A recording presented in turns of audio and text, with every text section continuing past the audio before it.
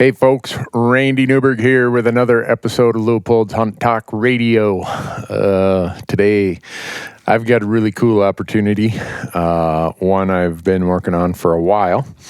I hope that you get a lot of benefit out of this. You know the purpose, the mission, the why of our platforms is to promote self-guided public land hunting and create advocates for that cause.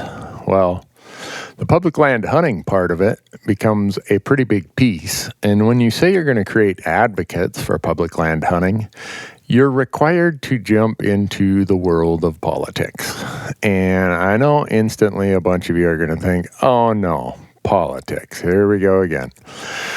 Well, one of the principles I operate from is that I'm of the party of hunting, fishing, and public land. I'm party agnostic. I'm probably anti-party. And I give that as a preface because no matter who I have on my podcast who's a policymaker, it seems like one side or the other or somebody gets their feelings hurt.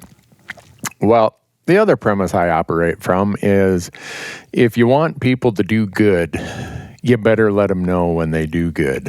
And in our world of what I'll call contrived or fake anger, you get so many people who get on their Facebook page and share a stupid post and want to rant and rave about something.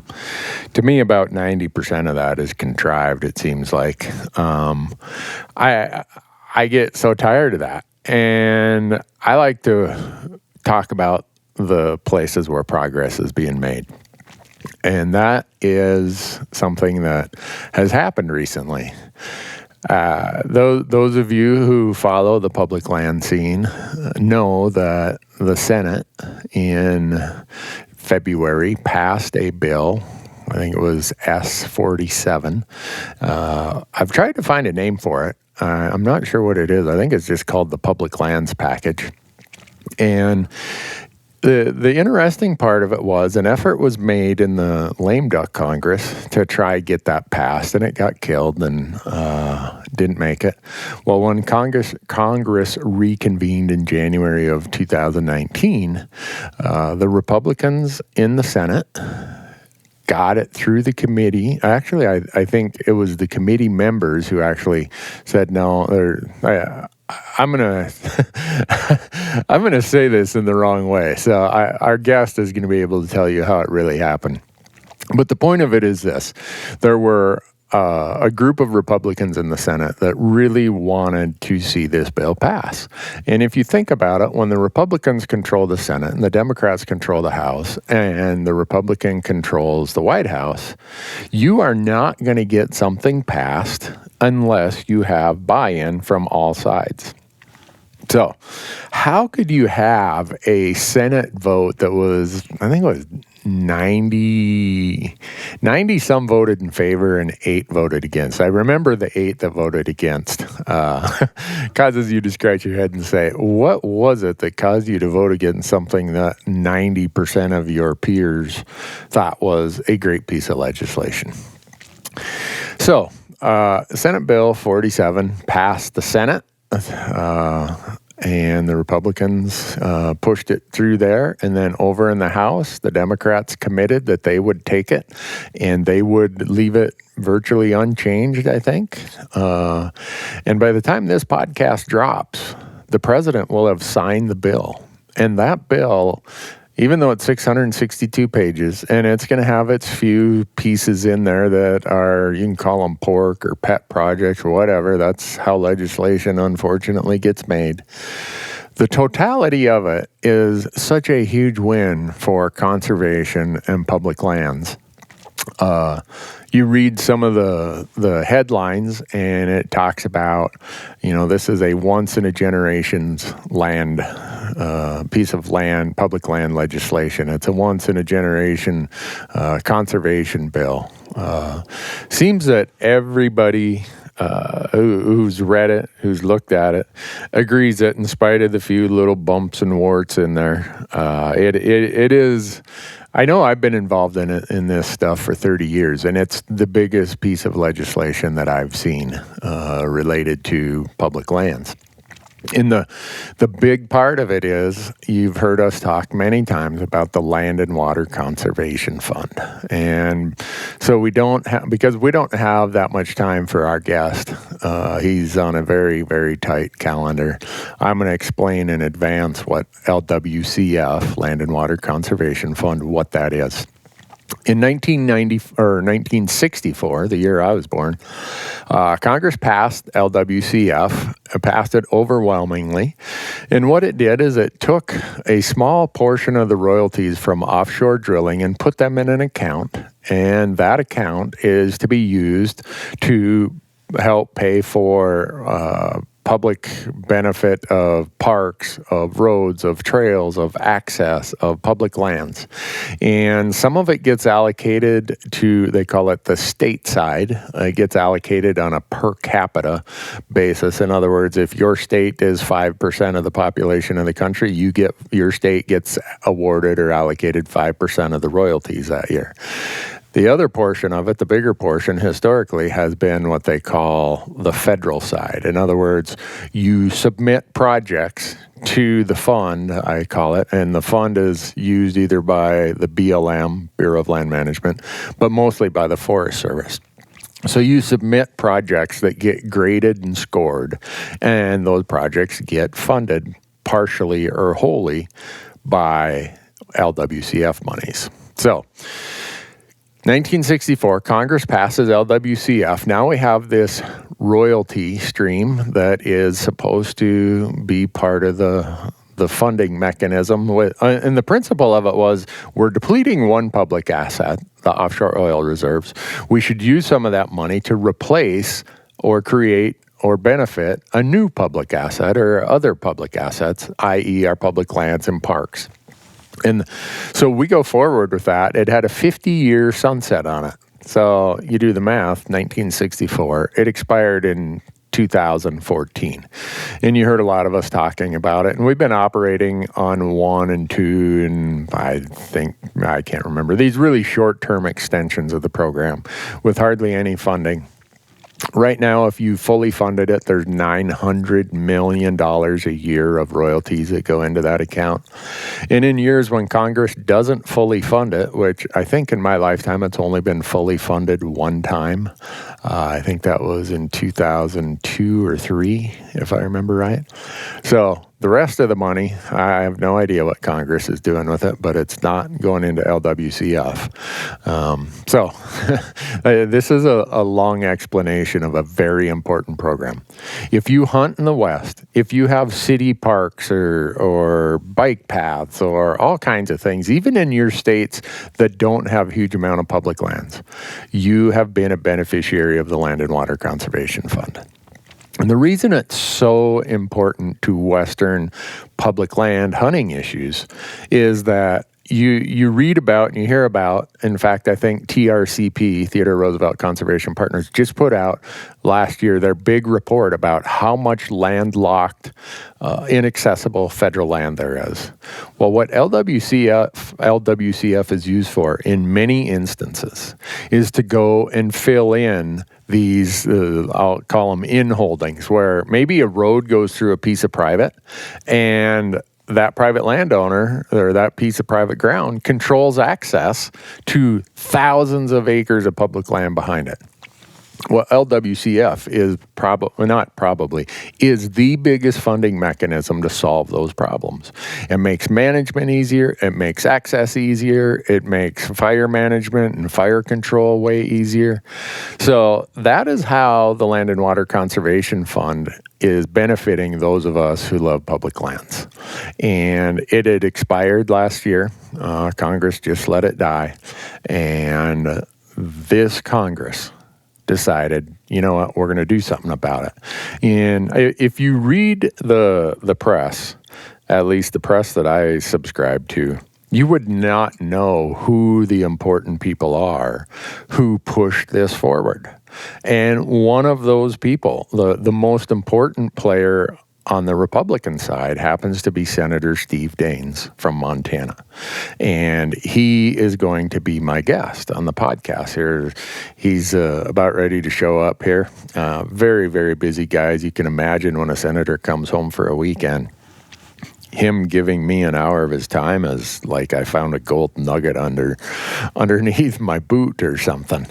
But I've read so much of the press, and Senator Daines did an amazing amount of work. He got the leadership on the Republican side. He built a coalition of Republicans to say, this is really important to us. And without that happening on the Republican side in the Senate, you don't have a bill. Because if the Democrats bring a bill forward in the Senate, the Republicans, it's probably going to die. If it's a Democratic bill that comes forward from the House, when it goes over to the Senate, it's probably going to die, or it's going to get so watered down. So here we have this group of Republicans who craft this bill, and they do it with bipartisan support. And that's one thing. I've talked to Senator Daines many times. He's always quick to shower praise on everybody else. I know in the podcast he'll probably give credit to the Democrats, to his fellow Republicans. He'll probably take no credit for anything, which is fine. But one of the benefits I've had in my time of building these platforms and service on the boards of national organizations is I get to be involved in a lot of the Washington, D.C. discussions, and I don't talk about it that much because you get relationships and confidences are built. And so me, through this process, I get to see the inside workings on a lot of this land and conservation policy and legislation. So I don't have to rely on the news to know who did what. Me and just by benefit of my circumstance, me and a few others, we get often asked to input and provide thoughts and ideas on some of this stuff. There's a lot of us who do, a lot of the organizations, and I feel that I'm lucky that I get this. I'll call it a window to the world I otherwise wouldn't get, and I know who's doing the work and who's not. And if I were to read all of the news wires, all of the newspapers of how this Senate bill got passed, I would never come to the understanding or conclusion that Senator Steve Daines did as much as he did. I call it the laziness of the media. I don't care what topic it is. They want to have a standard narrative, and that's what they want to stick to. And those of you in the media who are listening to this, I'm sorry, but the laziness frustrates me. As a result, we end up with the same message all the time. It ends up being a message of conflict and strife, the one side versus the other. Well, in this instance, it was not that. It was bipartisan. If you can think about what other piece of legislation would gain the vote of 90 senators, 90 in the US Senate, what would get the vote of, I think it was, if I remember right, 360 Congress people out of the 435? That's unbelievable. So it shows how much work went into this, how much thought, how much just compromise and helping people understand the importance and having to make your sales pitch. Because when you think about all of the issues on the national level, there is not a lot of priority given to public lands. As much as we out in the West, or those of us who, no matter where you live, you hunt and you fish and you use public lands, as much as we think public land should be way up towards the top of the list, there's the majority of America and the majority of their elected officials, public lands are way, way down the list. So for something like this to happen is big news. I give all that preface because I want to make sure that people understand how much work and effort Senator Daines put into this. back to my point of I think you have to make sure that when people do good work, they hear about it. Because in today's world, it's the easy thing is to just criticize. And in August of 2018, I had Senator John Tester, a Democrat from Montana, on my podcast. And I had him on there because he's done a ton of good work for public lands. And now, and when I did that, the normal not everyone, so many people whine and snivel because, oh, he's a Democrat. Well, now that I have the opposite side, someone like Senator Daines, I'm sure I'm going to get the same grief from other people because, oh, why do you have him on there? He's a Republican. Well, get used to it, folks. If you haven't sorted this out by now, I don't give a damn about parties. I give a damn about people who are getting stuff done. Stuff that helps public lands, hunting, and conservation. And that's what our next guest did. I don't know if he'll get into the details of how he did it and how he helped. And I say he's my guest, so I'm going to give him all the credit he deserves. And he's going to quickly say, oh no, my friend on this committee or my fellow senator, blah, blah, blah. I know that's how he'll do it. He always does. But don't necessarily believe everything you read about the narratives of how things get done. Because sometimes things get written in a way where it leads you to a conclusion that may not be the full story. Or certain things are omitted. And that's what, in this case, what is frustrating for me is how much of this story has been omitted from how this public lands package got put together. So that's what you're going to hear for the next hour. Maybe, yeah, I hope it's an hour. If I can get an hour out of a U.S. Senator, oh man, I'm going to take it. So I hope I've given some background there about Senate Bill 47, how important it is, how it came together. And now we're going to hear from Senator Daines about how that all came together from his perspective. Because think about it. He's got to kind of, I don't know if I'm going to be saying this the right way. He might say, what the heck, Randy? But no matter what the legislation is, you have people in your own party who are probably not going to agree with what you want to do. And this was the case here. There were critics of this legislation that Senator Daines had to deal with in his own party. And that's harder. I mean, it's easy to disagree with the other side. I mean, both sides do it, right? Oh, I'm against it because they're for it. Or I'm for it because they're against it. Well, the real art of getting stuff done is making sure those within your own party don't kill your good ideas, or that you can find a way to navigate that in spite of some of their differences. So he did a great job of that also.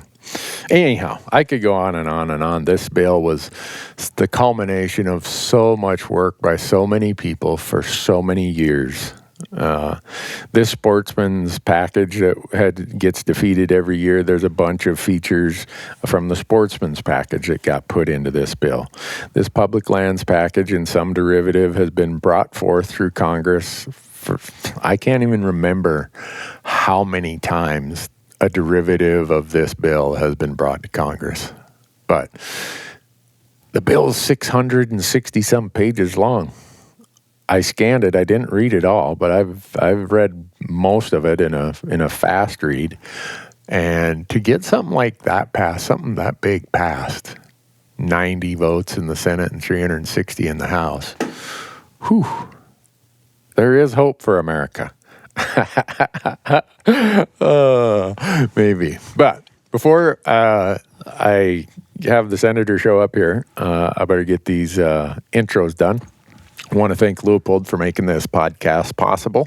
Leupold Optics, go out to leupold.com, check them out. If you haven't seen some of the stuff we've been using in the last year, we get to use a lot of the prototypes, and it's cool stuff. Their 2019 product lineup, whether it's the same old gold ring, wonderful rifle scopes you've known for forever that you've come to trust, or their new products. They got new rangefinders, new spotting scopes, new binos out this year. Go to Leupold.com, check them out, and when you're buying optics, I hope that you'll strongly consider them because they are supporting us in a big way. Orion Coolers, OrionCoolers.com. That's where you go to find the best coolers I know of. And if you use promo code RANDY, RANDY, they're going to give you 20% off your purchase of a cooler. OrionCoolers.com. Onyx Maps. Oh, gosh. I was meeting with the Onyx guys last week. The number of ideas and cool things they got going on is just incredible. And the amount of use I get out of their product is, well, it's incredible also. But onyxmaps.com, they have a promo code also.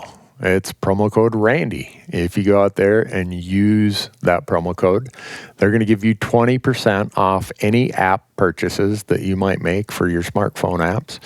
And I would strongly suggest you do that.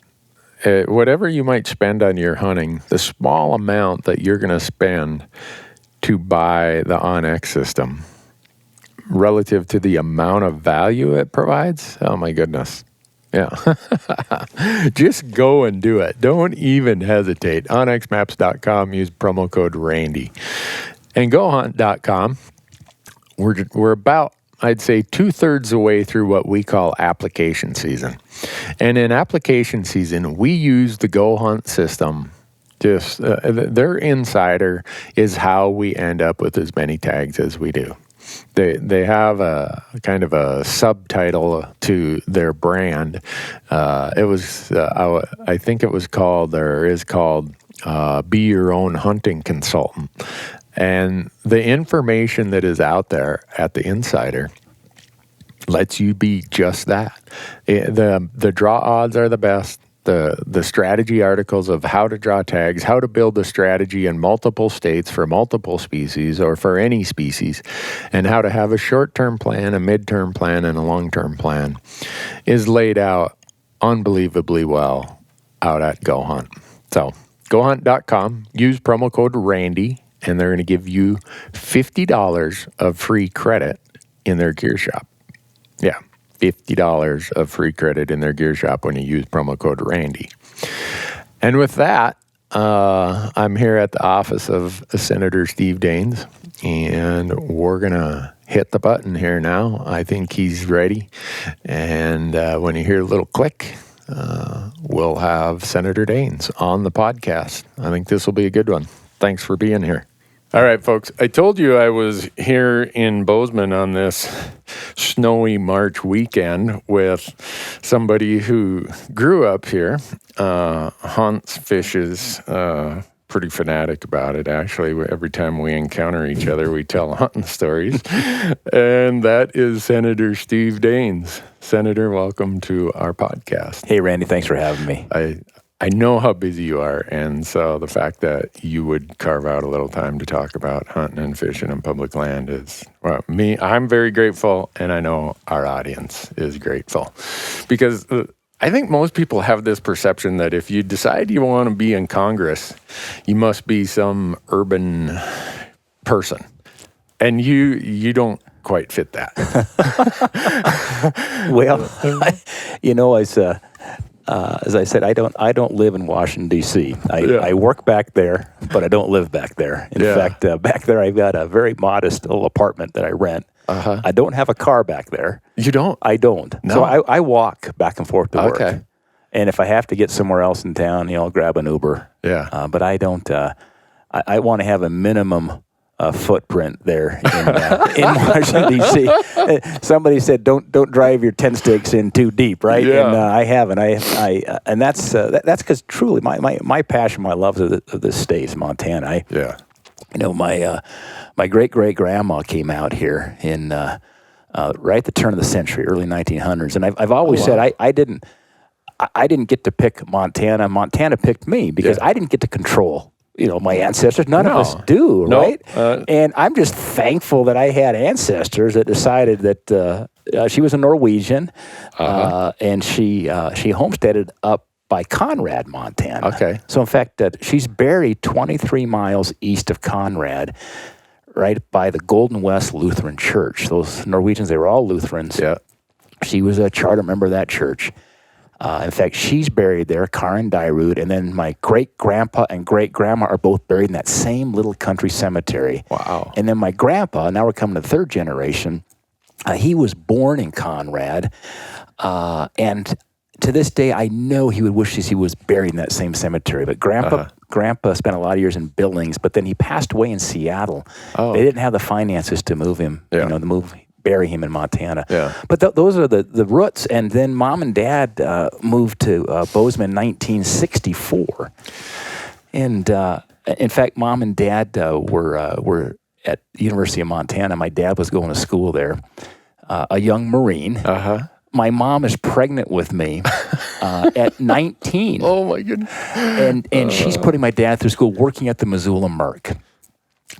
In fact, that young Marine, who was also Sigma Chi there at the University of Montana, was a fraternity brother and a Marine, served with Bobby Houck Sr., the father of the father coach, of a guy that is a Bobcat. Right. I understand his son won a few football games, and then John Bollinger, our former Lieutenant Governor under Brian Schweitzer. Yeah. They were all Sigma Chi's and Marines serving together at the same time. And Mom is working in the hat and glove department at the Missoula Merc, putting that Marine through school, pregnant with me. Oh. And at 7 months pregnant with me, Dad graduates from the University of Montana and could not find a job in Montana. He wrote letters. He got a business degree, wrote letters everywhere. They want to stay here. And he's pretty frightened here. He's got a baby coming. So he got a job in Los Angeles. So they moved to L.A. I'm born. Because I know when people say, were you born and raised in Montana? I can't say I was born here. It was Los Angeles, and they hated Southern California. Yeah. With all due respect to Southern California. And they loaded up the U-Haul and moved back to Bozeman in 1964. I'm a year old. Okay. And so Randy, Bozeman's been home for me. That's all my memories. Yeah. And I remember I caught my first trout, my first fish on Sourdough Creek, like a lot of Bozeman kids do. Yeah. And it was south of town. There were no houses. I mean, this is in the late 60s. There were no houses anywhere, south of pretty much Kagi was kind of where it was. Kagi was a dirt road back then, literally. So anyone who's been to Bozeman, trying to envision what you're describing, has to be thinking, oh, Steve, Senator, you must be 100 years old. Well, I met Lewis and Clark, and they were pretty good guys. But that was my growing up, and I developed a passion for the outdoors, thanks to my grandpa Daines from Billings, W.R. Daines. And my dad. In fact, I've got a picture and a set of horns in our basement of a moose my dad killed up the Picket Pin there, the West Fork of the Stillwater. They're outside of Columbus, up the National Forest there. Dad killed a great big moose. Moose you don't see that much anymore in Montana, that size, on public lands, with my grandpa, and he was 16, and this picture made it in Sports Illustrated. No way. In the 1955 edition. And so I've got those horns and that Sports Illustrated. It's kind of like a shrine in our house. But that kind of illustrates kind of where my passions came from. It was my dad and my grandpa. And then as I went through hunter safety at Wilson Middle School here. Because I went to kindergarten at Longfellow School in Bozeman through 4th grade. And then Wilson Middle School was 5th and 6th grade back then. And went through hunter safety. And by the way, the hunter safety program is so much improved from what it was when I was a kid. They kind of take us through the book and then take a test, and you go. Now it's just a wonderful program, as I took all my kids through it here. Yeah, you may not remember this, but when your son was going through hunter safety, every night, you and I ended up sitting next to each other. Oh, that's right. Yeah. Like 1990, I can't remember. That's right, Randy. Or in 2003 or 4 or something like that. I wasn't in politics then. You were working then. I used to make an honest living back then. That's how I've known. Yeah. I would, us hardly even knowing each other. Yeah. We'd sit there while the kids are studying and listening. We're swapping hunting stories. So when you got into politics, I'm like, oh man, finally we got a hunter who's going to get into politics here. That's going to be a good thing.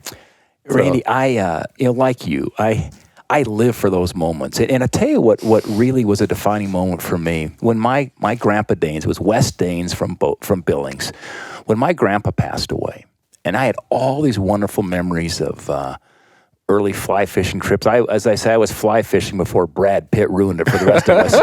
I had a Browning Silaflex, those old school rods, and an automatic reel, and a wicker creel. And it was the old school, late 60s, 70s fly fishing in Montana. But with that setup, you were a styling guy in the fishing world. I had no idea. I was styling. All I know is Grandpa said, "Here's what you're going to use, Steve." and early days, I remember I put my arms, I hook them around my grandpa's neck. And we've all done this with our kids. We're wading now. And we didn't have the really nice Sims waders that we all have today, and the big fancy fly boxes and the big fancy everything. It was just, we call them irrigation boots now, right? That we'd slip on. And Grandpa had a little pair for me. And I hooked my arms around his neck, and he'd carry me across the creek. And then he'd give me a fly rod. And early on, he'd cast, he'd hook a fish sometimes. He'd give it to me to try to reel it in. That was when I began learning how to fly fish. But we fished with one fly. And we fished up on the Sweetgrass there there north of Big Timber, early days. And I only thought there was one fly. It was a bitch crick. And then Grandpa introduced me to a woolly bugger. Okay. But it was a bitch crick, and that's all you need. Back then, it was a tremendous brown trout fishery in its day. And they had some drought issues and some flooding issues and other things over the years. But that stream still fishes very well. But that was the early days, and developed this passion for the outdoors. I remember the day killing that first antelope, that first whitetail, that first mule deer. But when my grandpa died years ago, we were at his funeral in Billings, and Grandpa's life was all about fishing and hunting. He lived for that, as we all do. I mean, not all of us, but we do, Randy, and many who are listening here. And at his funeral, every picture on the table and when they did the slideshow were fishing and hunting pictures. Cool. And I was in a lot of them. And it was that sad moment saying goodbye to a man I loved dearly. But I thought about these memories I had, and I was so grateful for them. Because life goes by so fast. For sure. And I said to myself, and our kids, Randy, we were talking about our kids going through hunter safety together. Our kids were just coming of age. This is before the apprentice program, so 12 was the magic age back then to hunt. And I said, you know what? Someday, we're all gonna leave this earth. I want to make sure I've made a lot of memories of my kids. And so back then I was in the software business here in Bozeman, Right Now Technologies, and I would take a week off every fall, a whole week, from Friday, Saturday, Sunday, then Monday through Friday, and like Saturday and Sunday. So it was the full bookend, both sides, in the fall, and we'd hunt. And I am so grateful because the memories I have with both my boys and girls, we have 2 boys and 2 girls. You never get those years back, Randy. No. Anyway, so and those are the years. Now our kids are gone. We had our first grandchild here. Man, you're lucky. Grandpa was the old guy I thought about. Now he is one. You know? I've been. People who listen to this podcast know that I have a standing offer. If they can convince my son to propose and marry his girlfriend of 7 years, there's a $4,000 commission involved to anybody who can make that work. Really? Yeah, because I need some grandkids. If I'm going to take them to the lake Randy, every week and spoil those grandkids, he's got to get with the program. Tell you what, that would get a really nice rifle and some nice glass on top of it. I got to go. That's a bounty. I may pursue that. And part of it is driven by those same memories you talk about. And I think people listening understand exactly what you mean. When people ask me, and I get the question a lot, what are your favorite hunting memories? Every one of them involves something with me and my son. If I shot the biggest animal on the mountain, it really didn't matter compared to when he shot his first elk in the Missouri River Breaks. He was one of those lucky people. First time he applies for the rifle tag, he draws. And we go and scout opening morning, he shoots just this tremendous elk. And I am doing handstands and flips and cartwheels, hooting and yelling. And he looks at me, Dad, it's just an elk. I'm like, no, son, you have no idea. It's so much more than just an elk. He'll understand someday. Yeah. Yeah, that is so true. That moment, and I've been with my kids laying prone on a shot on an antelope when there's been a miss too. Yeah. And I remember, I'll leave the child's name anonymous now, laying there side by side, and it's like, okay, how you doing? Good. You got him in the scope? Yep. We breathing okay? Yep. We're working through our breathing here, and the gentle squeeze. Everything you work with is you're practicing, and I'll remember one of my children, and again, will remain anonymous. Protect the innocent. Yes, I will. I had my rangefinder. I had this antelope at about 180 yards, and I don't want to say he or she here because I'll give it away. So I just said, my child. My child. It says, "You have it." All right. Yep. Okay, just give her a squeeze, and when you're ready to go, it's the first time ever I've seen an animal in the scope now, right? Because we've done all the practice at the range, we've done out in the field, just practicing some dry fires, all the things you do. Had a good prone rest, no wind, squeezes right over the top. I saw the splash right over the top of it, runs off. Pretty good buck. And I looked at my child. I said, "I think you were a little high." And my child said, "Well, I was aiming a little high." And I said, "What do you mean you're aiming a little high?" He says, "Well, that's a long ways away."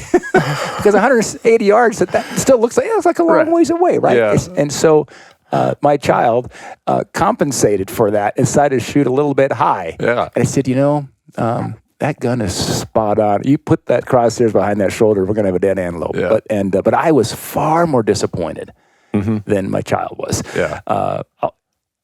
I'm sorry. She said, "Dad," and I was like, really, it really hurt me more than it hurt her. It did anyway. That was a lot. It was, but then you know what? She lined up here later in the day. We got another good sneak and drilled a really good goat. So anyway, it all worked out. Yeah. Well, it's those times that I think it's those memories that bring us to these discussions we have about hunting, fishing, conservation, public lands, access, all that. I mean, I think about, for me and my family, how important public lands and all that Montana has to offer. And even where I grew up in a little logging town in northern Minnesota, I had public land right out my back door. And I took it for granted. And then I go off to college in these bigger cities, and there's no place to hunt. I'm like, I'm thinking I'm going to go crazy. And then coming back and ending up here in Montana almost 28 years ago, I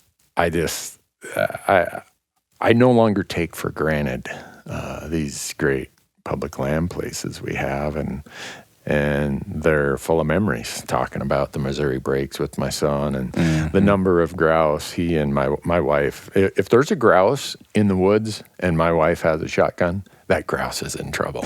So up here south of town, there's a lot of grouse, and so it's just memories like that that it's hard to tell someone who hasn't built that connection to these lands and conservation of them how important that is. You think about what sets America apart from the rest of the world. Europe can be a great place to visit. You see these beautiful castles and chateaus and so forth. But if you want to hunt over there, you have to have the right great-great-great-great-great-great-grandparents. You have to come from royalty. It's blood. You think about our founding fathers rebelled against the king. All that, yeah. And they said, "We the people." And it is truly a part of the great American idea that a mom or a dad, an aunt or an uncle, can take a child, a son, daughter, niece, nephew, grandson, granddaughter. You can go down to Walmart and buy an elk tag over the counter here in Montana. Yeah. And you can have access to a place of an elk habitat in less than 30 minutes. That is a remarkable opportunity that we have here that must be protected, because we never, ever will want to see moving this thing to the tier system that exists in places like Europe and, frankly, most places in the world. Yep. And, frankly, most places in this country at the end of the day. Yeah. Where they don't have the public lands. That public land line draws about... it's about the north-south line between Montana and North Dakota is about where it's at. When you look at a map of the United States, you think about our federal lands, it's really west of there. The majority of it is where it's at, right? I mean, where it's the most easily accessible. And that just levels the playing field for everybody. That no matter what your economic situation is, you can get an elk tag at Walmart and get into public lands and hunt. Yeah, to me, that's so special, and it creates this. Some people say, Newberg, you have this missionary zeal about public lands, and yeah, I do, because of those things that you mentioned. I went through a period of about 6 years in my life where it was not available to me, and I will never forget that. And now that I get to travel as much as I do, and I'm interacting with so many hunters, in talking with their stories, they remind me how lucky I am and how lucky we are in America with the public lands that we have available to us. It's... You mentioned, Randy, your memory with your son out in the CMR, and 1 year, it's been over 10 years, maybe 12 years ago. Time goes by fast, but both my son and I drew an either sex tag for elk.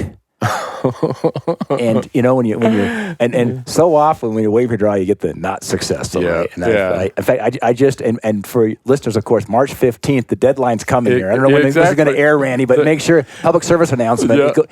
How many times have you missed a deadline like that? Right, It goes by so quick. So in fact, I just put in for my my special tag yesterday, literally online. And in fact, I went back to that 7. I think it's 7. What's that? It's that CMR. Yeah, 700, 701. Yep, the south side. It's about south side of Fort Peck, and you got about a 10% shot, I think, there, which is you can always try to win the lottery there in some of those places. But I thought 1 out of 10 is not too bad at building up bonus points. Anyway, 1 year, my son and I both drew that tag. I mean, it's been years ago. So that's one of my great memories. I know they've got the big 350 plus bulls out there, but I'll tell you what, we hunted hard for 5 days, and it's like finding a needle in a haystack because you're glassing so far. It reminds me more of when we were rifle, not archery. It reminds me more of almost like an antelope or a mule deer hunt. And we spotted. I had about literally almost a 5 mile sneak on a bull I finally got, and he was probably about a 280 class kind of bull. I mean, beautiful 6x6, and I was very happy with that. But the memory of both my son and I knocking down 2 bulls out there is something you never forget. You don't get to do that very often. No, it's remarkable. Yeah. Well, part of what brought us to this point of saying, let's finally do a podcast was a recent piece of legislation that you had a very big hand in. Does it have a title of Senate Bill 47? We just called it the lands package, Randy, is what it was called. Yep. Well, reading it, it's 662 pages. Yeah. That's like most legislation you read is 10 pages, 20 pages. This is like a serious piece of legislation to try and move something that big with that many pieces. Right. Is it easier to move something big or something small through the process? It depends. Okay. Generally, the bigger it is, the harder it is. Okay. Because they just get to be too complicated, and they will sometimes implode by their own weight. You look at what this lands package had. It was really a culmination of probably hundreds of years of total effort. If you look at cumulative effort that went into it, that was pulled together in this one package, there were 100 to 120 bills actually in it. And they were scattered all over the country. Smaller kind of projects, larger projects. And Republicans and Democrats had their bills in there.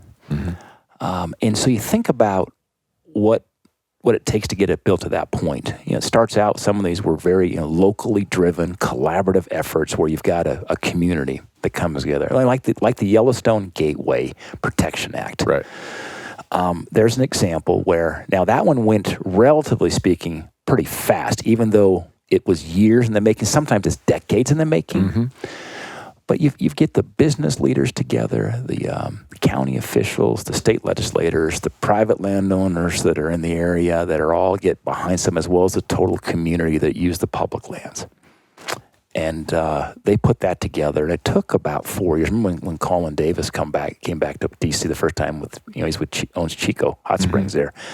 I said, Colin, it's going to take a while. I wish it could go faster, but it's going to take a package. It won't pass as a standalone bill. I've seen this before. In fact, I was part of when we passed that North Fork of the Flathead withdrawal and the Heritage Act, which was one of the first wilderness bills to move through Montana in over 20 years. Right. The Rocky Mountain front. On the Rocky Mountain front there, exactly, on the east side of the front there, on the Shoto Augusta area.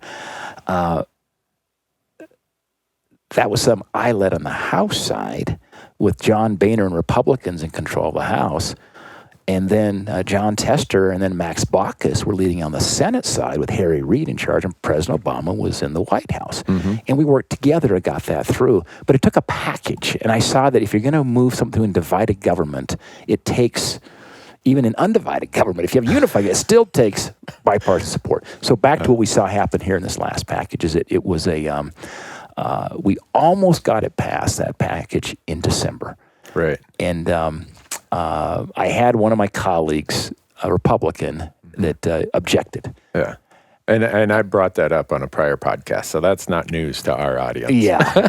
And it's like it felt like this when the Seahawks were at the 1 yard line and on the Super Bowl and they decided to throw the ball. Instead of have Marshawn Lynch run it. All they needed to do, and it was like third down, right? Third and a half a yard. Yeah. Just hand the ball off. Yeah. So for our audience that's listening, they're probably saying, how can one senator, what are the Senate rules that allow one senator to keep that package from going forward? Right. So we were trying to move this through in what they call the lame duck session. Lame duck is between elections and when the new Congress sits. So between first week of November and January 1st. Yep. And so there's a way to short circuit the process and move something quickly with unanimous consent, it's called. And we use that quite often, something that's non-controversial. We call it, and so everybody says, yep, let's just get that through. It's the right thing to do. And so everybody just agrees, and 100-0, you move it through. So to do the land package at that moment in time, get it done before the Congress ended, we needed to have unanimous consent, and that takes 100-0 for the senators. 2 from each state, so there's 100 senators. Yeah. So you got to have 100-0 vote. So 99-1 doesn't cut it. Oh, that's the Seahawks, the 1 yard line of throwing the interception, and that's exactly what happened. And it was frustrating for me. And I spent a lot of time quietly, talking in offices and otherwise with some of my colleagues who were not supporting us at the moment. I respect their point of view. You always do. Right. But I disagreed. Mm-hmm.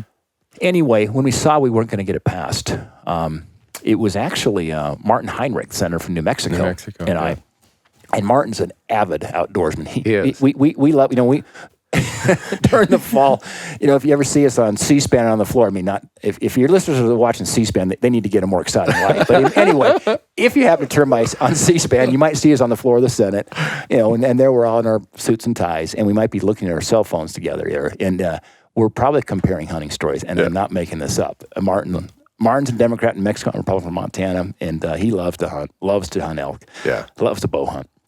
And so Martin and I went about to say, we're going to go talk to Mitch McConnell. The Senate Majority Leader. Senate Majority Leader, yep. And Chuck Schumer, the Senate Minority Leader. Yep.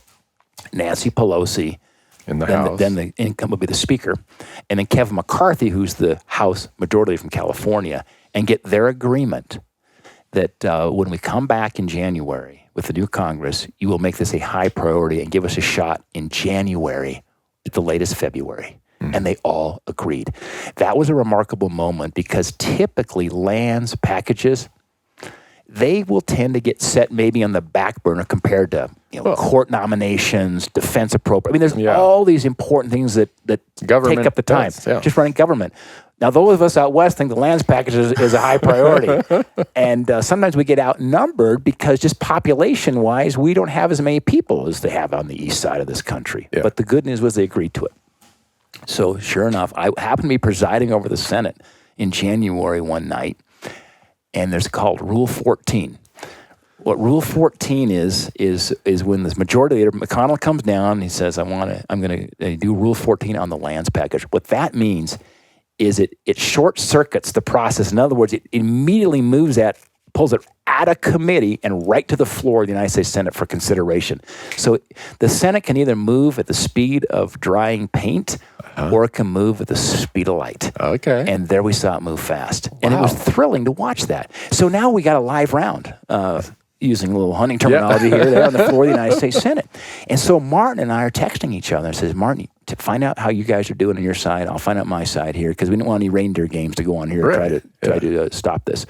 Make a long story short, he said, I think we got it okay on my side. And I said, Martin, we've got a few problems on my side because I'm going to have some amendments. So members can offer amendments on the floor. At that time. And so one of the strategies I've seen in the past is someone will try to interject amendments to almost kill something through amendment process. Right. And sometimes these amendments are just kind of malicious and they're trying to kill it. Yeah. Sometimes they're very sincere, but they'll end up killing the bill. Yeah. And sometimes malicious in the eyes of the beholder. But I'll say this. There were a couple of amendments there that would have been, we call them poison pills. A poison pill then would take away the votes and the bill would die. Okay. And there were a couple of poison pill amendments from the Republican side. And so we had to work to kill those amendments. So I'm working in this situation as a Republican, working to kill Republican amendments. Does that make you a AK? I mean, you think about it. You know, Randy, you know what it makes me? A Montanan. Just because, I've always said, in state of Montana, folks aren't too enamored of the R or the D behind your name. No, they're not. They're not. And they show it in every election. We really don't care if you got an RD. A lot of folks do, but a lot of folks don't. And at the end of the day, it was like, we want to make sure MT's behind it. This is the right thing to do for our state.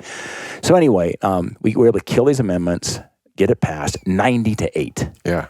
Great vote. It went to the House. And then we got to make sure that with the House changing leadership now, a new chairman of the Resources Committee, Mr. Rahalva out of Arizona, we want to make sure he didn't open it up for a bunch of changes to it. Because if he did, this tenuous balance we had could have killed the whole thing. Yeah, because if he made a bunch of changes, it would have to go to conference, correct? It would, and if he would have made some changes, we might have lost some of our needed Republican votes to get this thing done, and then this thing would have been toast again. Yeah. Anyway, they behaved themselves. They passed it 363 to 62. Wow. Great vote. And I just got a text message last night, Randy. President Trump's going to sign this on Wednesday. Really? Yeah, I just got told it's not over till it's over. Right. Got to have the president saying, "Gunny, remember Schoolhouse Rock?" And just a bill on Capitol Hill. So the president's going to sign on Wednesday. Wow. And then we'll be official. Yep. Wow. As someone who, I get the blessing or the curse of being involved in a lot of these discussions at the national level, both because of our platforms, but for 4 of my 6 years on the board of the Elk Foundation, I chaired their government affairs committee. So as the board representative of that, I get to sit in on a lot of calls and get in on a lot of email chains. And it's an eye-opening process to see how these things happen in the DC world. Yeah. Because like you said, out here, we're like, what? Why is this? Why isn't this priority number one? Yeah. Well, we are a small part of the population, relative. And so trying to convince the person from Connecticut, using as an example, or Florida, that this public land package needs to be the highest priority when we've got budget issues, we've got confirmations, we've got whatever the policy issue is. Yeah. In terms of policy issues, you really got to have your game together to convince others that this is a policy issue worth putting your time into. You know what helps to frame that perspective? I believe every Congress, Randy, there's somewhere around 10,000 bills introduced. 10,000. Wow. And there's limited amount of time for consideration in committees on the floor. So it's like trying to land, planes in a very congested airport. You've got a lot of planes backed up, and you just got to fight for some runway time. And that's what we did in this lands package. And what we also need to highlight in that lands package, of course, was the permanent reauthorization of the Land and Water Conservation Fund. Yeah. And LWCF has been such an important program here for Montana. Montana. Every time I dig into those projects, like 800 plus so far have been funded in Montana alone. And what I love about LWCF too, there's small projects, medium projects, and bigger projects. Yeah. And they have such an impact on a way of life here. When you find out that 70% of the fishing accesses in Montana have been funded through the Land and Water Conservation Fund. That's about all you need to talk about. But wait, there's more. Then you can kind of talk about all the Haskell Basin and white fishing. Talk about, we did out here just outside of Bozeman on the Frog Rock access by Trail Creek there, so climbers can get up there, without having to cross through. They've got, they work on consolidating that checkerboard nature of Montana land ownership of federal, state, and private, working together with landowners, the state, federal entities to provide access to our public lands. Even Pete's Hill here in Bozeman. Right. My dad was part of the Gallant Valley Land Trust back in the 90s with Chris Boy once upon a time. That Main Street to the Mountains vision they had in the trail system here in Bozeman. Just everywhere you go, you find some way that LWCF has touched our state. So the fact that that's now permanently reauthorized. Yep. The word permanent is really important. I can't even tell you how important it is, because since it expired in 2014, we've been dealing with these 1 and 2 year kind of windows. Yeah. And how do you do large landscape conservation that sometimes, like you were saying earlier, these things take 10 years, 15 years. Yeah. And you're dealing with programs that only have a 1 or 2 year life expectancy. There's no predictability. Yeah. Who wants to invest all that effort in something if you don't know that the funding mechanism is going to be there? So true. Think about, the challenges we face in generational transfers on private land. You got the ranch owner, or some private, or some owner's got maybe a private inholding somewhere. And, grandpa, maybe or grandma's getting up in the years, and maybe the next generation might have a little different view of what to do with that land versus maybe the grandpa or the grandma.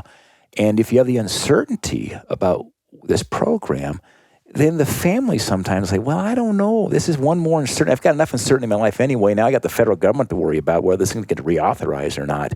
Having that certainty now, I think, gives us a much better way to work out sometimes these complicated land transactions that ultimately provide access for the public to get to their public lands. Yeah. So this is just I think it's a profound moment, a profound win. Yeah. It didn't get a lot of press. It got some, but I think we look at what we can do here for the next generation, so that kids and grandkids truly will have what we had growing up. It's a really big win, and it doesn't cost a taxpayer any money either. That's the other thing about it. I'm someone who believes in trying to balance a budget, and by the way, that's out of control in Washington, D.C., but it doesn't cost a taxpayer a dime. It comes from offshore energy revenues. Yeah. When you go back and read the history, and LWCF was passed the same year I was born, and 1964. And so I've become a bit of a student of the history of it, and it was a very well-accepted idea that, okay, we're depleting one public resource, the offshore reserves.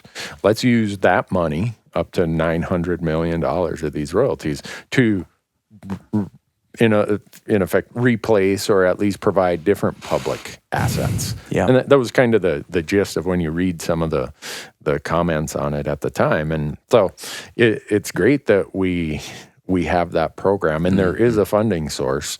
The question everybody, I'm sure, is asking, who knows about LWCF, is like, well, yeah, it's permanently reauthorized, but where's the funding?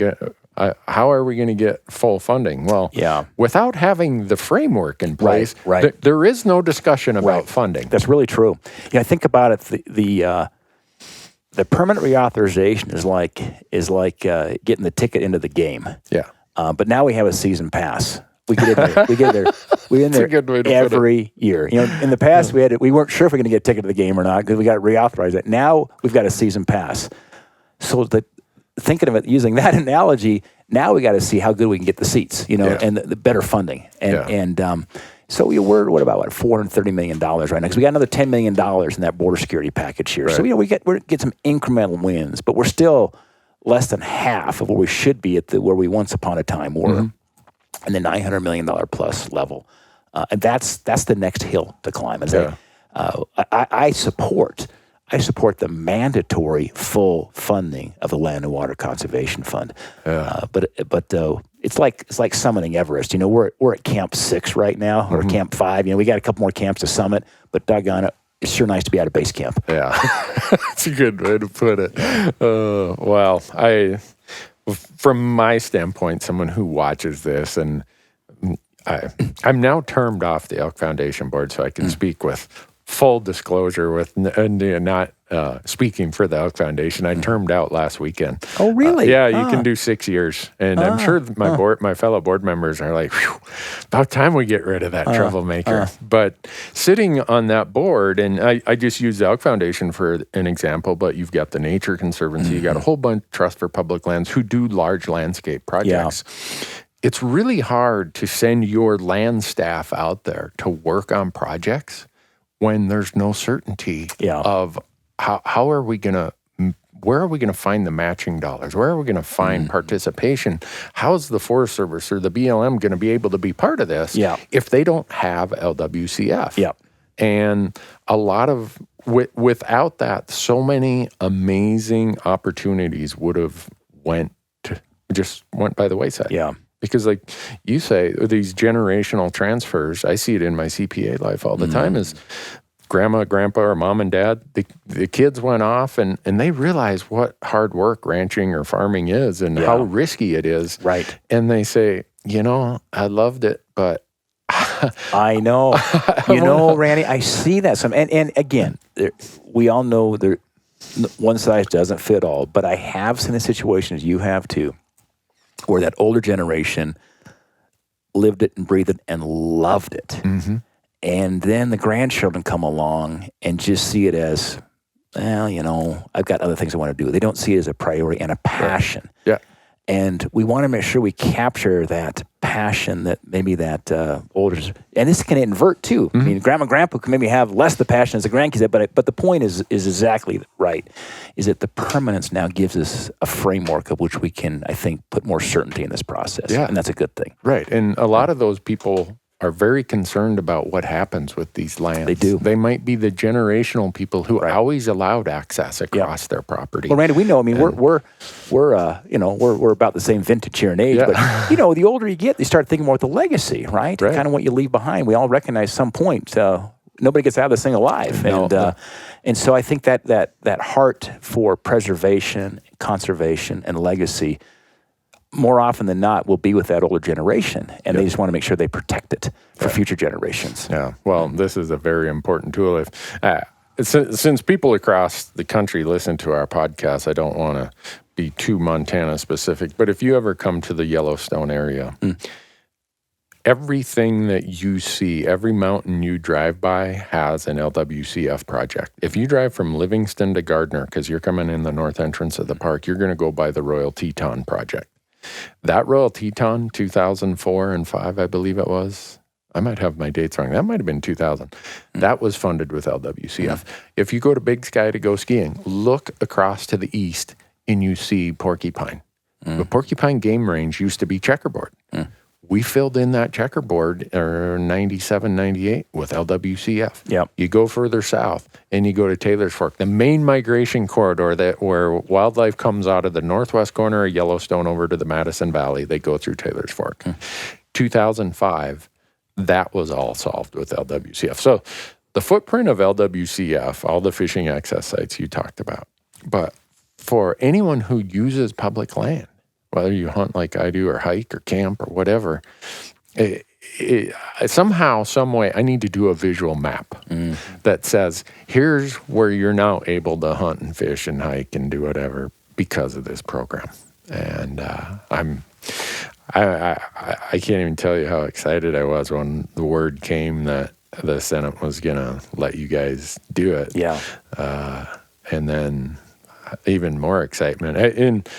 If you read a lot of the headlines, Many of the media sources will say that this bill is a once-in-a-generation lands bill. Yeah. And I think that's right. And politically, the stars lined up. You've got... How is that? When you say that, I'm interested. At the end of the day, Randy, the political process is about people. Mm-hmm. It's about trust. It's about relationship. It's about values, passions. And you had Lisa Murkowski, who chairs the Natural Resource Committee, which I'm on. She's the senior senator from Alaska. Correct. Lisa from Alaska. And then Maria Cantwell. From Washington. Is a senior senator from Washington. And so she's the highest level, high seniority Democrat, Maria Cantwell. Murkowski is the senior Republican. She chairs the committee. So, and I sit on that committee, and I'm about three or four senators away from the gavel on that one. I'm rising in seniority in that, which is good. Going to continue to bring more of the Montana voice and conservation and so forth. That balance. And I find that Montanans, as I said, Randy, we're a blend of Merle Haggard and John Denver. So we Montanans are completely consistent when they say we want LWCF, we want to protect and conserve our public lands, and we believe we ought to have common sense forest management to thin these forests so we don't have to try to reduce the risk of catastrophic wildfires. Those are completely compatible, and that's where 70-80% of Montanans are. And so that committee is called the Energy and Natural Resources. So we work on a lot of these forest management, energy issues, and conservation. But the point is that you have those two senators that pushed hard, and then on the House side, you actually had Rob Bishop and Congressman Rahalva. And those four, they call that the four corners in political terms. Uh-huh. They you pin down the four corners, the respective committee chairs that ultimately are step one to getting that to the floor of the Senate and the House. And we just came together and got it done. And as I said at that press conference, it took public lands to bring divided government together. Yeah, and I think that sums it up. I wondered if that was the thread that we were able to weave. Mm-hmm. When I say we, I mean Americans. Right. Because historically, conservation is never a partisan thing. It's usually well accepted, and I think most of us today would agree that, boy, our government seems more divided than it ever has. Mm-hmm. So in this highly divided period, what is the secret sauce that brought a Senate vote to, what did you say the Senate vote was? 90-8. 90-8. Mm-hmm. And then in the House, another overwhelming vote. Mm-hmm.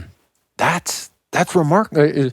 People, if could you ever get a budget bill with that kind of? No. Could you get any other policy bill with that type of? The list of possibilities there, I can probably count on about half a hand, on a few fingers. Really, I mean, that's right. And so it was a moment, and I think the country needed that moment. Mm-hmm. It's like a moment to say, you know what, DC came together for a brief moment, right? And the president's going to sign this bill, and it's a brief moment, but it's going to be a legacy of protection and conservation here for our country. And that's a good thing. Yeah.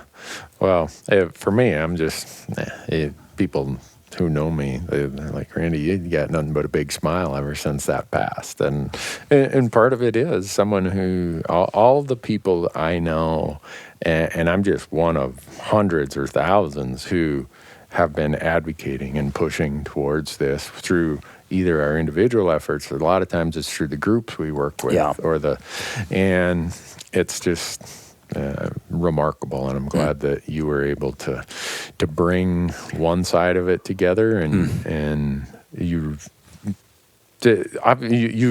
always are quick to give credit to the other side, which you wouldn't think that happens if you listen to today's news. But you're talking about Senator Heinrich from New Mexico being very critical in the process. Yeah, he was. Things like this don't happen probably if you say, I'm going to do it with just my side. I don't know. Maybe you could do it. Not very often. Not in, especially in divided government. And, and thing too, when you move that through, we get a win like that, then Senator Heinrich and I have a chance to keep working, the next hill together. And he understands the political realities on the Democratic side. I see it on the Republican side. We talk openly about it. Yeah. And So I've invited him to come elk hunting with me. Oh, gosh, he'll do that in a blink, I think. So I'm thinking we need to have an elk camp with a hunter from each side of the aisle in both the Senate and the House. So I've already given him the invite. I'm now giving you the invite. So I'm trying to think in the House, who are we going to get to come elk hunting someday? Let's give that some more thought, Randy. The only downside is I know how busy all you guys are. There's no chance we're ever going to be able to match calendars. In the fall, I try to block out some of my time on my weekends to get back here and get out. I do. Oh, that's good. And you know, we always have the Thanksgiving break too. Yeah. Which usually the mule deer are in full swing out here in Montana, and the snows here to bring those elk down too. It's not too bad a time to be out. Yeah, that's for sure. Well, that would be one of the things that would really be hard to serve in a DC government position in my mind, because I know how much time, not just you're back there, but you've got to be accountable to so many people. Yeah. You, Senator Tester, sure, Congressman Gianforte, you guys have to go all around the state all the time. Well, I'll tell you though, I growing up in Bozeman, kindergarten through college here in Bozeman, I thought I knew Montana pretty well. You know, I went to spend a lot of time outside in different places, but when you serve and I served as a congressman for one term and then came to the Senate 2014, you get to every corner of the state, every corner. And I can play small town bingo now with anybody. I mean, literally, Randy, 2 weeks ago, we had a week recess in Congress, so I'm back home in Montana. It was Bozeman, Billings, Glasgow, Wolf Point, Glendive, Webo. When you get to Webo, you're out of Montana. Yeah, there, you're close to territory. Yeah, you're about North Dakota. Yeah, western North Dakota. Back almost. to Terry, and then it was Circle, Sidney, Kalispell, Missoula, Great Falls, Helena. And that was over the course of about 10 days. And I love getting out. Yeah. Because it's those cup of coffee conversations when everybody's in their Wranglers and their boots. Yeah. That you really get to hear what's going on. Yeah. And it's not about a press release. It's about a personal touch. And but when hunting season comes, you need to protect those weekends. And my wife and I too. There's always an August recess, and I love the Beartooth Wilderness has been the place that I've spent years chasing a lot of those lakes and getting up high with an elk hair caddis there, my fly rod, and we usually spend a week in the Beartooths too. Wow. We'll take a couple of our mini Australian Shepherd dogs. They're good bear deterrents, and we'll get up high. We'll get off trail, and I can probably talk Beartooth Lakes with anybody. I've climbed Granite Peak before, and used to do high points. My mountain climbing aspirations have been tempered a bit. I still like to get up high, but now I just love to get up there and chase golden trout. We can find them, and sometimes some good cut fishing too. So a couple of other things, just looking in the front windshield, now that we, hopefully on Wednesday when this bill gets signed, we've got the huge public land package in the rearview mirror. Right. In the front windshield, there's a couple things that I know that are important to a lot of people. One is forestry management. I look at some of the bills and projects you'd mentioned Senator Cantwell from Washington. You guys have been working hard on some forestry issues, which again, if someone would have told me that you could have got people from each side of the aisle to be pushing forward with some of these ideas, I would have been surprised if all I did was listen to the news at night. Because it's, like you almost would believe that when you guys get back to DC, you put the gloves on and see if, it's like wrestling or something. And this is from a hunter's perspective. We're starting to see the studies that show us that as our forests reach a post-climax phase, elk are spending less time on public land because the productivity of the public land is not what it was 30 or 40 years ago. So how do we do those things? And where's the political solution going to be? Because now we're seeing resistance from some of the states that have experienced some very tragic wildfires, like California. They're no longer real big fans of controlled burns or any type of burn because of what they've seen as fire's destructive path. So you mentioned Senator Cantwell of Washington, Democrat, working this with us, and you mentioned California. Dianne Feinstein and I are having conversations, our staff are, about some forest management reforms because of the devastation they've seen in California. Mm-hmm. And I can tell you, Dianne Feinstein and I, we have a great relationship. We truly, we're friends. Yeah. We probably disagree on a lot of policy issues in a lot of areas, but we're finding common ground in some really important areas too. Yeah. And that's what this is about. I think we have to step back and kind of reframe this debate on forest management and make it a little bit bigger. You mentioned wildlife habitat. Mm-hmm. They did some very interesting. You saw the Rocky Mountain Elk Foundation had some interesting when they did collaring activity when they collared these cows out in western Washington. Yeah, so you're aware of some of that research. It's sure, been funded. They collar these cows. And cow elk. The cow elk, excuse me, cow elk. Yeah, Montana. Yeah, we have two kinds of cows out here. There's the calving type right now that we're doing in Montana to keep the food on the table. But then when in the fall to keep food on the table, another kind, the cow elk. But anyway, but they call these cow elk, and they find out these cow elk need to have some open areas where they've got sunlight, where they've got grass, and places where they can calve and where they congregate. And you've seen the. They use these telemetric studies with satellites with these collared elk, and guess what? They were going right where the power lines are going through there, because there was open space there for these cow elk to get into. Yeah. And nobody's suggesting clear cuts in forest management. We're talking about thinning. Right. And we thin the forests. It also provides more sunlight to come down on the ground to provide grass. For the food, because we know when Lewis and Clark came out, the elk weren't up in the mountains. No, the elk were down in the grasslands. They were smart. Yeah, it's tough up there in the mountains, especially in a winter like this. Wintertime. So I think we have to look at in terms of the totality of wildlife habitat, of the environmental disasters we have, and these catastrophic wildfires to the watersheds, to the air quality.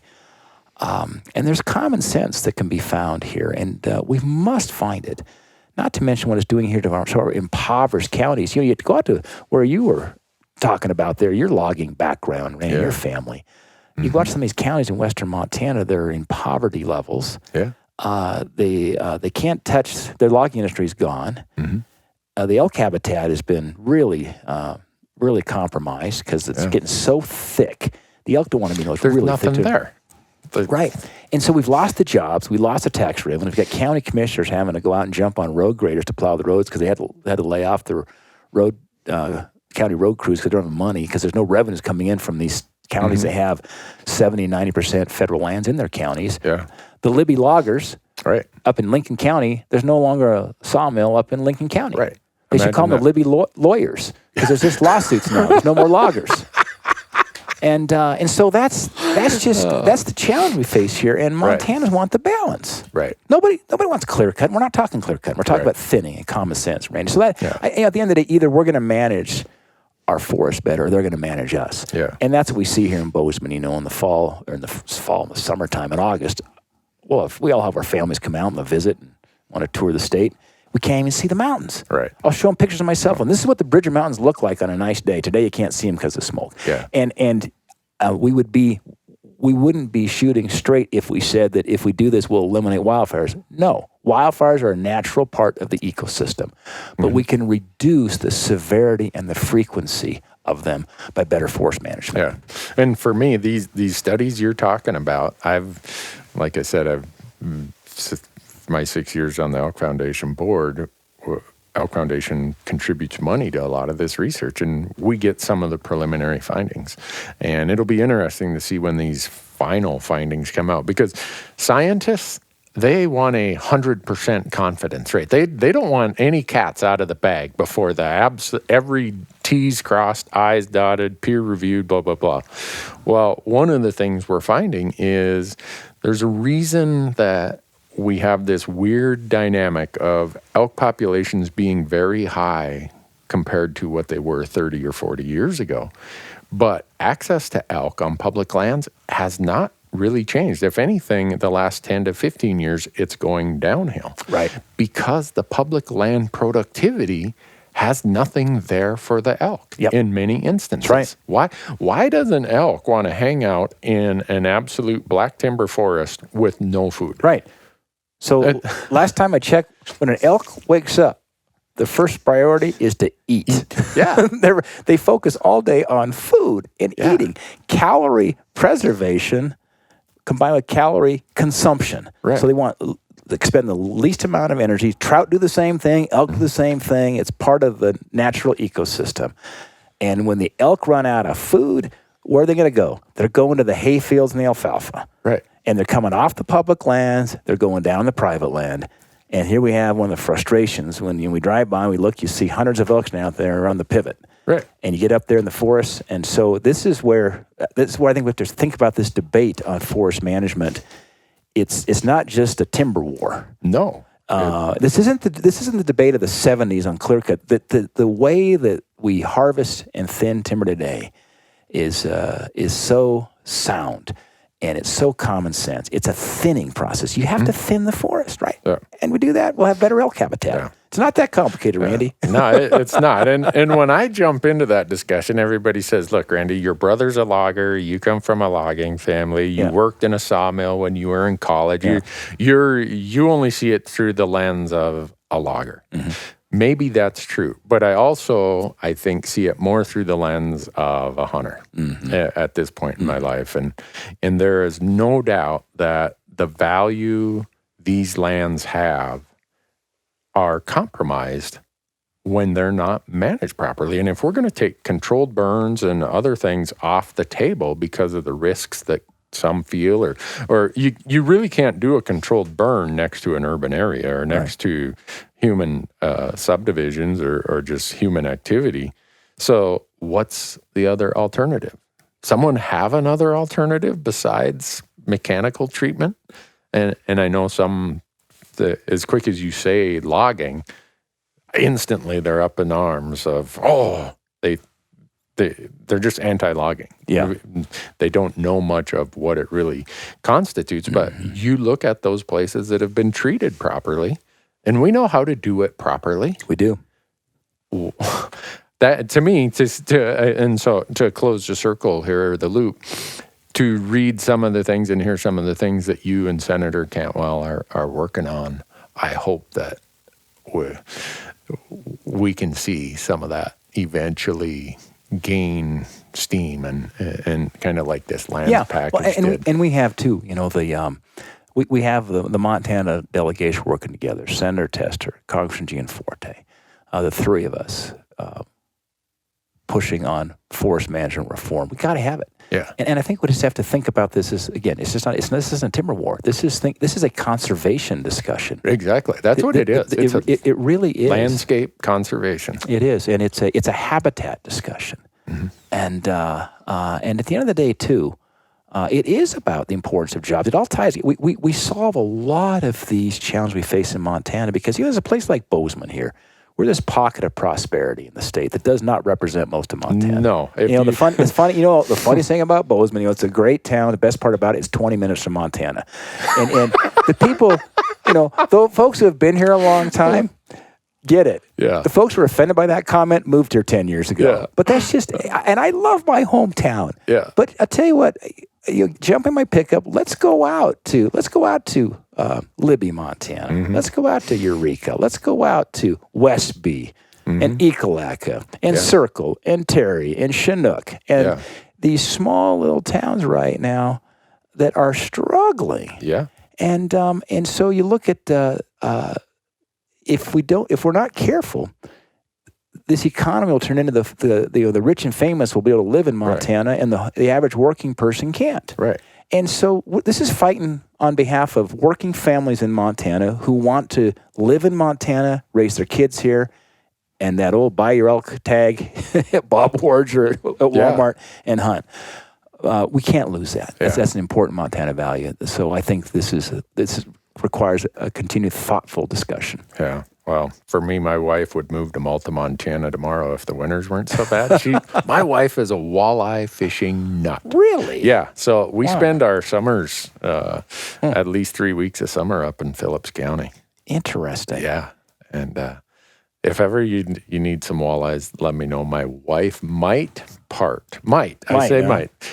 with a small part of her inventory. That's interesting. At old Malta, my grandpa spent a summer there pinch-hitting in the Lutheran church with my mom when she was a little girl in Malta, Montana. Really? Yeah, that's it's not exactly on the beaten path in Montana. No, in fact, the only reason I think that people stop in Malta is it's on Highway 2. So if you're going across northern Montana, there's a Dairy Queen there. Yeah. I never drive past that Dairy Queen in Malta. I'm a sucker for a dilly bar. The other topic I think that a lot of hunters are interested in, and they really don't know what a solution is, and I don't know that anybody has a solution at this time, but we went through the process of multiple delistings, relistings, delistings with wolves. Yeah. Eventually, Congressman Simpson from Idaho, Senator Tester from Montana, somehow they crafted a legislative solution to delist the gray wolf here in Montana and Idaho. Now we're seeing the same thing with the grizzly bear issue is like deja vu all over again, as Yogi Berra would say. From my perspective, when Governor Roscoe was here, governor in Montana, he picked me and 4 other people. We represented Montana. There were 5 from Idaho, 5 from Wyoming. We were called the Governor's Grizzly Bear Roundtable, and we worked with the U.S. Fish and Wildlife Service over 3 years to craft the conservation strategy that is now what's being litigated. So for me, it's extremely frustrating to see the litigation regarding the Yellowstone grizzly bear population because in those 3 years, I sat there and listened to some of the most informed geniuses on grizzly bears. These biologists for all the state agencies, for the U.S. Fish and Wildlife Service, they know grizzly bears. And if the U.S. Fish and Wildlife Service biologists tell me that the grizzly bears are no longer threatened in the Yellowstone area, I believe them because I sat and listened to those folks for 3 years. So now they come forward numerous times and say, we don't have room for any more bears in the recovery area. And every time they do it, they get sued. And now just because it was an idea that might include hunting, it got litigated. I don't know that there's answers. I'm not trying to put you on the spot of are there answers, but for those of us who live here and have made lifestyle accommodations. So Randy, you hit, actually, I think that the issue we just talked about earlier on forest management ties to the grizzly bears. Because there's a segment of thought out there, it is not representative where most Montanans are. It's a very small minority who are using the Endangered Species Act and the grizzly bears as being listed as leverage to launch lawsuits to stop forest management. So they want to have those bears on the endangered species list because they use that as their habitat argument in the Ninth Circuit Court to stop timber harvest, as an example. But I think we need to let science and quantitative analysis drive this discussion. My degree at You're Montana... talking like an engineer there. And you're talking like a CPA, right? So, we're both number guys back once upon a time. I was a chemical engineer from Montana State University. That was my degree. And so I tend to turn on my geek hat here for a moment, but I think we got to look at the science and the data. And so we have recovery targets for the grizzly bear. Broken out by ecosystems. We have the greater Yellowstone ecosystem. We've got basically the Bob Marshall, the Northern Continental, and then we've got the Yakutani. There's these 3 ecosystems. And they are well past recovery targets now. Well past. So we should celebrate. Shouldn't we? We should be dancing in the streets. Saying, isn't this amazing? We recovered a species. That's why we had the Endangered Species Act. We've recovered it. We had to celebrate now they've been removed from the endangered species list. And then return the control of that population to the state, like we did with wolves in Montana. The state knows how to do that. And we could manage it with, like we've done with wolves, where you can buy a tag for a bear, and then we'll have a quota system. And once you dial in the 24-hour system, and once we hit the quota, we shut the season down. We know how to solve this problem in Montana. Yeah. So if it takes legislation, we'll do that. If we'll just kind of work our way through the courts, we'll get that done. But we need to get the bears delisted here and celebrate the success. Yeah. And return that back to the states. My biggest concern about all this litigation under the ESA is I looked at when the whole wolf deal came, 94, 95, even 93, all the meetings that were held in Bozeman and other communities, and Montanans, and I suspect probably Idaho, Wyoming, said, all right, we'll strike this deal and we'll live with it. We'll make the accommodations. We'll change our landscape uses. And then they did everything they said. The states did everything they said they would. And then the courts kept moving the goalpost, the goal line. My bigger concern is what that does for the spirit or the commitment locals will ever again have for large landscape conservation. Right. It's the old no good deed goes unpunished. If you look at a map that we had in 1999 of what the landscape uses were in the greater Yellowstone region for timbering, for grazing, for motorized access, for all these things that people were using these lands and making a living from them. As part of the recovery strategy, all those land use changes got altered or changed or eliminated of certain activities. So the local people made a big commitment for grizzly bears. And they were promised, this is what will happen if you do all this. So they did it. There's no longer any logging in a lot of those places. A lot of those got closed to motorized use. There's so many things about food storage, about how we can use that landscape in the grizzly bear recovery area. We did everything, and we did it in spades. And now the promise is broken. How do you convince the people of Gardner or West Yellowstone or Big Sky or Ennis or wherever it is in Cody and Jackson and how do you convince them to embark and continue on large landscape conservation projects of big species that require big country when you're not going to hold up your end of the deal? And that, for the long-term future of other conservation, I think is going to kill it. It takes away any incentive for people to participate and make those daily life changes. That it's really a great source of frustration. Yeah, across the state, it really is. I don't know if it's driven by the kind of the anti-hunting crowd or what, but it's concerning, Randy. And you talk to folks who've been around here. Whether it's in the Rocky Mountain front or down here in the Yellowstone area or up in the Yakutani, we're running into now, frankly, public safety issues. We've got ranch families along the Rocky Mountain front. They can't let the kids out at night. Right. Literally, the Bynum School there up along the front, they got big fences there to protect the kids from the bears. Yeah. And that's just, and again, let's celebrate the fact that the grizzlies are an incredible icon of the great American West and wilderness, and is evidence of amazing conservation work. It is. You can be absolutely pro grizzly and for the delisting. Yeah, and that's the way it ought to be. Because as we know too, is that we see this globally.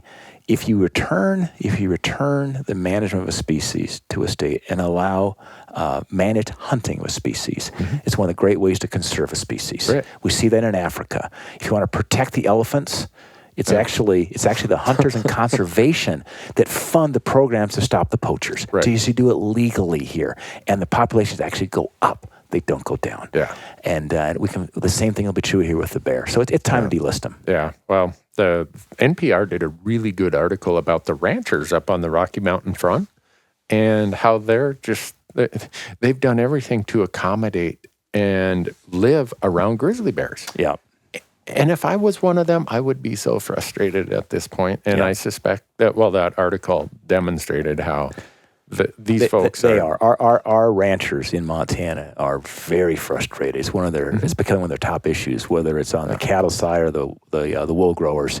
I talk to them all the time, and they're not asking anything unreasonable. They're just saying the numbers are well above the target, and so why aren't we delisting the bear? Yeah. That's all they're asking for. And Montana has amazing landscapes, public land landscapes. But I always say, I travel the West, and Montana has the most remarkable private land stewards of any place I go. Yep. And all of us in Montana benefit from these great conservation stewards we have on our big, uninterrupted private lands as much as our public lands. It's true. Because with those private lands in a state where 2/3 is private, without amazing conservationists and an ethic that those landowners have, we are not going to have the wildlife abundance we have in Montana without them. That's right. And I worry about those people just throwing their hands up in there and finally just saying, you know what, screw it, I'm out of here. So, anyhow, I know I'm keeping you. I could go on to these topics forever. I'm enjoying the conversation, Andy. This is great. Oh, gosh. I hope we can circle around again someday, Senator. Yeah. And we'll see if we can solve all the world's problems again here on the morning. How's that sound? Over a cup of coffee. That would be great. Yeah. And the invitation is always there, whether it's a duck hunt, an antelope hunt, an elk hunt. You and any of your family want to join us. Thank you. We'd love to have you, but we don't want a security entourage. I don't know if you senators have to travel with a security entourage. You know, I'll tell you, when I have a 300 Win Mag on my shoulder, it just feels right. Yeah. Well, that's good. Well, I'll wrap it up, but I can't thank you enough, Senator. Thanks, Randy. Thank you. Appreciate you. Thanks for what you do out here to bring a voice of common sense and reason in this discussion. And I want to thank you, too, for your service to Rocky Mountain Elk Foundation, 6 years. Yeah, it's a great organization. I greatly value. They've been such a good partner. Yeah, bringing that perspective here to these debates on public lands, and I'm grateful for them. Thanks for your service there. Well, thank you. And I hope anytime that you have a need for someone to get the word out on legislation that's important to public lands and conservation, I'll be here. Thanks, Randy. Thank you.